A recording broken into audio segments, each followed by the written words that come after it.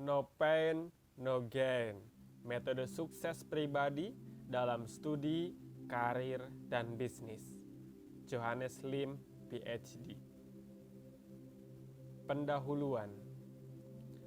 Sesuai dengan judulnya, buku ini akan mengajarkan hal yang meritokratis etis untuk mencapai sukses, baik sukses studi, karir, bisnis, maupun sosial. No pain, no gain. Secara bebas bisa diterjemahkan sebagai tidak ada upaya, tidak ada hasil. Atau tidak berjuang, tidak berprestasi. Atau ada harga, ada rupa. Atau seperti kata peribahasa kita, berakit-rakit ke hulu, berenang-renang ke tepian, bersakit-sakit dahulu, bersenang-senang kemudian.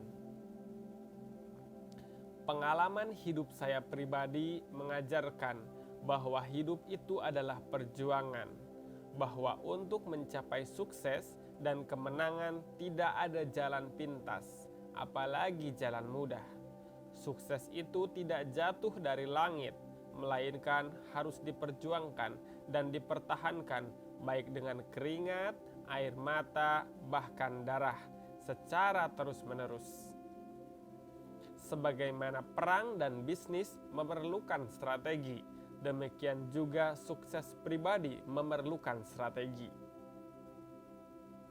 Saya tidak percaya bahwa ada kemenangan dan keberhasilan mulia yang dapat diperoleh tanpa perjuangan, strategi, dan pengorbanan.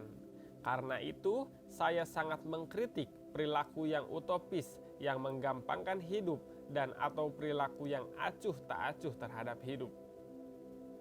Bagi saya, hidup tidak seindah puisi dan juga tidak semanis seperti yang diajarkan orang dalam buku atau seminar positive thinking atau yang dikhotbahkan rohaniwan. Saya tidak percaya akan pengajaran yang mengatakan bahwa manusia itu baik dan akan bertendensi baik. Menurut saya, man is a thinking animal. When he or she stop thinking, he or she start roaring.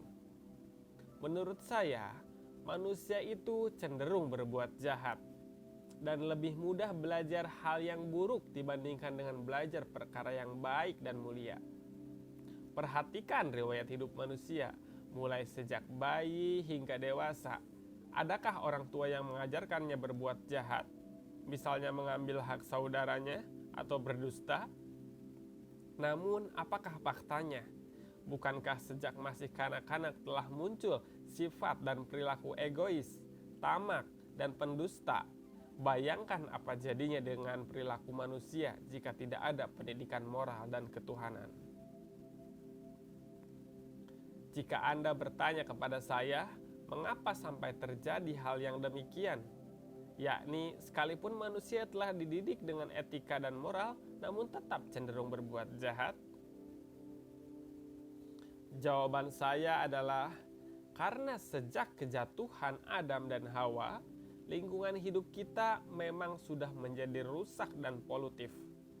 Sekalipun kita sering mendengar nasihat dan pengajaran tentang moral dan etika, namun kita sangat jarang melihat teladannya. Itulah sebabnya, sekalipun kita tahu hal yang baik, atau sekalipun kita tidak diajar untuk berbuat jahat, namun kita melakukan hal yang jahat karena kita meniru perilaku lingkungan kita, yakni keluarga, tetangga, teman, guru, dan masyarakat umum. Karena itu, dalam pelajaran ini saya pun mengajarkan bahwa jika Anda ingin mengubah diri Anda harus bersedia mengubah lingkungan Anda. Jika tidak, Anda akan sangat sulit bisa berubah. Sama seperti orang yang hendak memanjat tebing, namun dengan memikul beban 100 kg beras. Bayangkan apa jadinya dengan nasib Anda jika Anda ingin mempunyai perilaku gemar belajar, rajin, ambisius, optimis, namun keluarga Anda atau teman Anda selalu mengejek dan mematahkan semangat Anda dengan mengindoktrinasikan falsafah mereka yang ngawur. Misalnya, "Alah, jangan aneh-aneh. Kamu ini harus tahu diri, jangan seperti pungguk merindukan bulan. Kita ini keluarga miskin, sejak turun-temurun jadi orang kecil. Kok berani-beraninya kamu mimpi mau jadi orang kaya? Saya ingatkan bahwa kita harus berpikir meritokratis. Jika lingkungan hidup kita tidak kondusif terhadap sukses, Anda harus berani mengubahnya. Baik dengan meyakinkan lingkungan Anda untuk berubah jika Anda mampu, atau keluar dari lingkungan itu dan mencari lingkungan psikologis lain yang memudahkan pencapaian tujuan hidup Anda. Harap jangan heran jika saya menganjurkan lebih baik Anda tidak mempunyai teman seorang pun daripada mempunyai teman yang negatif dan tidak kondusif terhadap pencapaian sukses Anda. Bahkan lebih ekstrim lagi, tinggalkanlah rumah Anda dan pergi merantau ke tempat yang kondusif jika keluarga Anda menghambat pencapaian cita-cita Anda. Kelak, jika Anda sukses dan sudah cukup kuat untuk membuktikan kebenaran keyakinan Anda, barulah Anda kembali untuk mengajak mereka. Jika tidak, jika Anda tetap bertahan di tempat yang kumuh dan negatif, Anda akan tercemar dan tidak akan pernah naik kelas. Sungguh. Saya juga mengajarkan keyakinan saya bahwa semua manusia itu egois dan hanya mau berinterrelasi dengan orang yang menguntungkannya. Karena itu, jika kita ingin berhubungan panjang dengan orang lain, harus berlandaskan azas mutual benefit atau saling menguntungkan. Jika tidak, maka hubungan itu tidak akan berlangsung lama. Karena siapa yang hanya ingin dirugikan? Coba Anda perhatikan, jika Anda miskin, apalagi jika sudah pernah meminjam orang kepada orang lain, maka banyak orang akan menghindari Anda.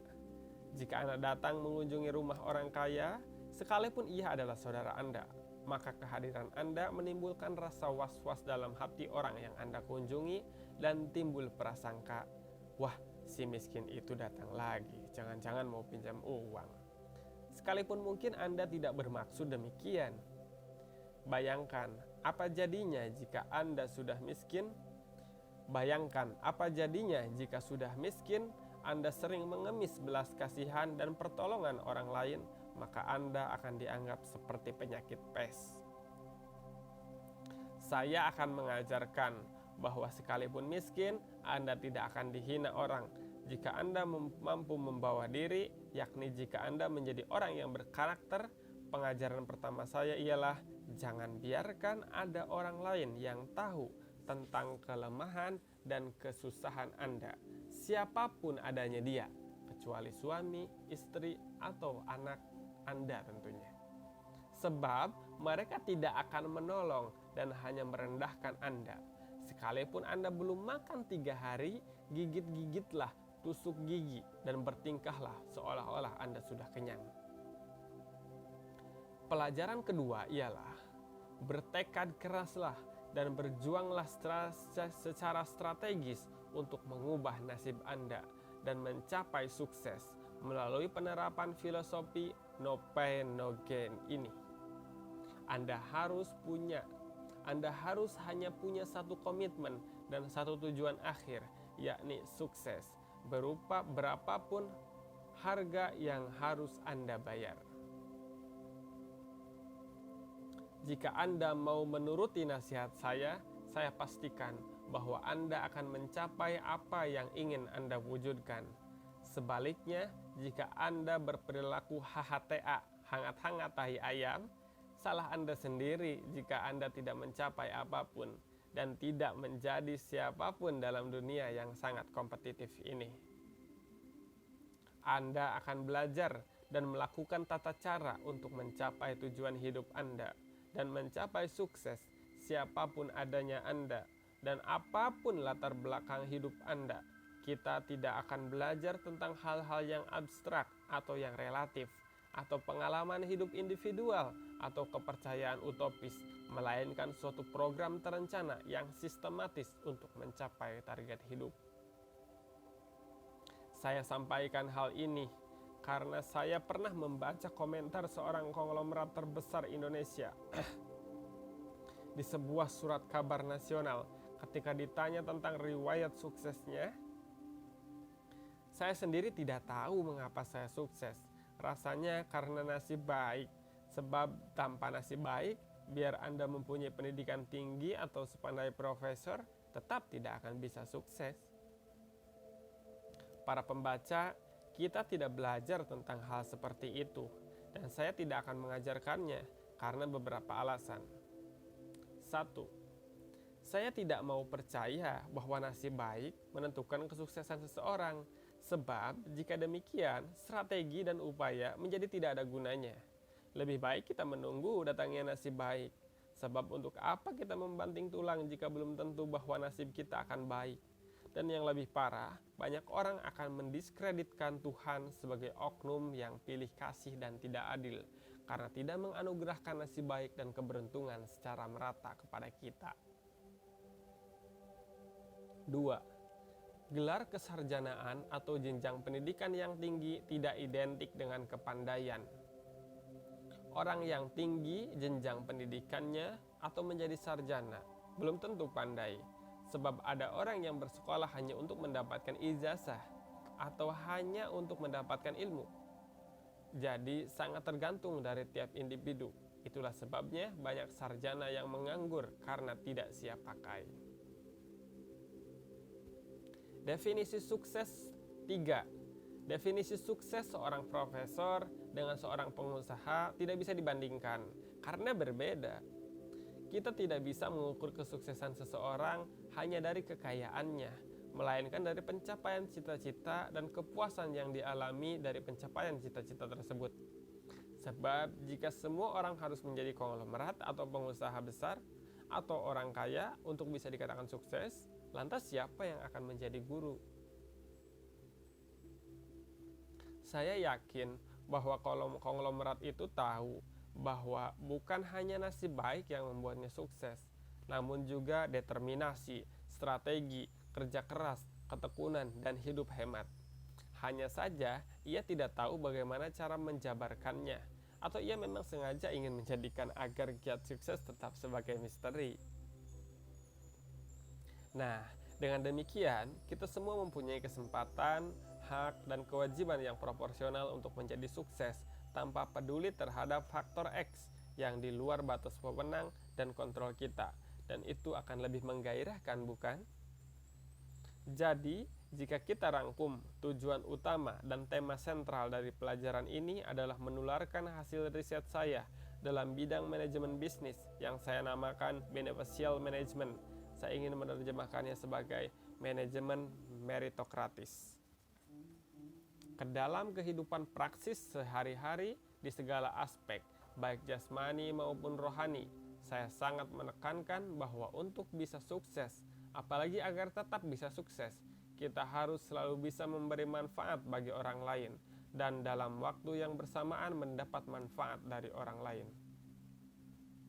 Bahkan secara ekstrim, bisa saya katakan bahwa segala sesuatu yang kita pikirkan, rasakan, lakukan, dan hasilkan haruslah semua yang bermanfaat dan menguntungkan.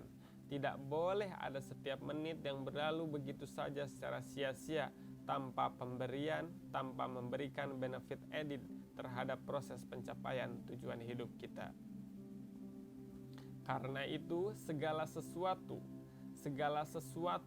yakni apa saja, benda atau orang, kawan atau lawan, bisnis atau non-bisnis, nyata atau abstrak, jasmani atau rohani, kelihatan atau tidak kelihatan, duniawi atau akhirat yang tidak bermanfaat bagi proses pencapaian tujuan hidup Anda harus dientaskan. Jangan sungkan, jangan gentar, dan jangan ragu. Baik, kita akan segera mulai pelajaran kita, namun sekali lagi Anda harus tahu bahwa saya beritikad dan bertekad baik dalam menyampaikan pelajaran ini.